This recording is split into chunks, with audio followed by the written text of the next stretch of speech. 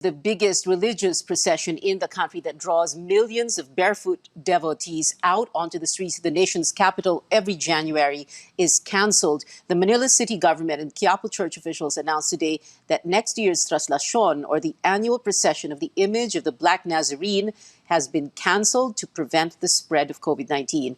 Paolo Barcelon joins us live from Quiapo Church in Manila. Paolo, what are the reactions of the Nazareno devotees?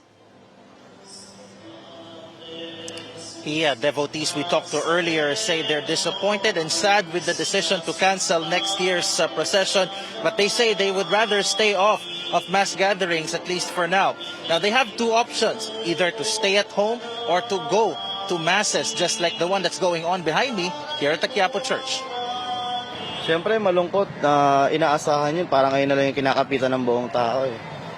Pagka nawala pa yun, parang kulang na yung pagiging deboto. Mas maganda na wag na muna matuloy hanggang meron pa tayong pandemya talaga para sa seguridad rin ng kalusugan ng mga tao. At least na pagbibigyan kami makapunta sa simbahan ng Quiapo dahil para sa kanya.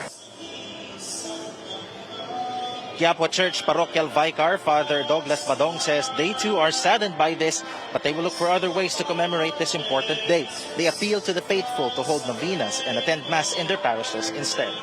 Opo, pero kung po pwede, doon na sila sa kanilang mga diocese, sa kanilang mga parokya, muna magsimba. Kaya kung ipapahintulot sana ng mga parish priest, mapagbigyan yung aming kahilingan na magkaroon sila ng Novena Mass para sa kapisahan ng Poong Nazareno. Pia, as early as now, organizers are making plans to make sure safety protocols are strictly observed. Traslacion Technical Working Group Head Alex Irasga says they are thinking of touring the image of the Black Nazarene before January 9 in an effort to bring it closer to devotees outside Manila. Church officials are also hoping devotees can then focus on the religious aspect of this celebration, which is prayer and sacrifice. Back to you, Pia. Paolo, you've covered the last three traslacions from 2018 to 2020. What are the alternatives that could be that they've been thinking of instead of this Black Nazarene feast?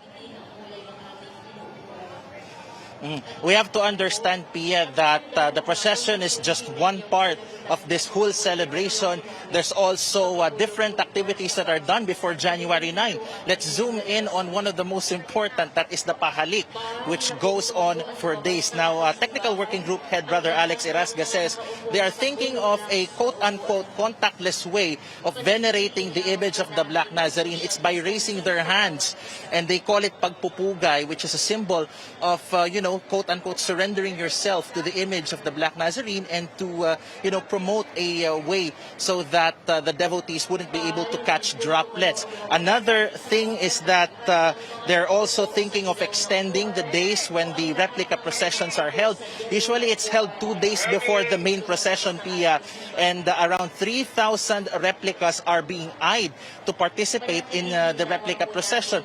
Now, one of the ways that they could implement social distancing here is by limiting the number of devotees who can come to the replica processions, and they can no longer just carry these replicas of the Black Nazarene on their shoulders, and only 6 people may be proposed to join the replica procession per carriage.